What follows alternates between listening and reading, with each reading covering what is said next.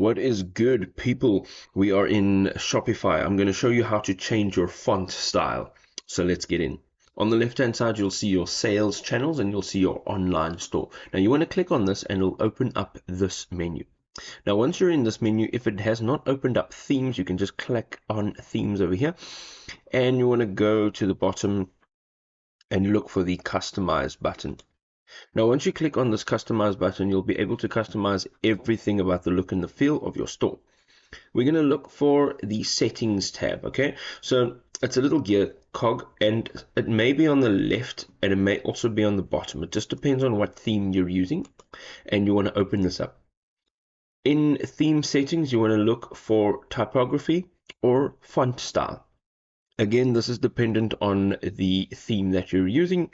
And right from here, you can see that if you tap on change, it'll give you the list of fonts that you can choose from. You can now go ahead and choose the appropriate font. And once you're done, you can actually go ahead now and also choose the font for your body. Once this is done, you can go over to the top right hand side, tap on save. All of these changes will be saved and it'll take a few seconds to take effect. If this was helpful, drop us a thumbs up and we'll see you next time. Peace.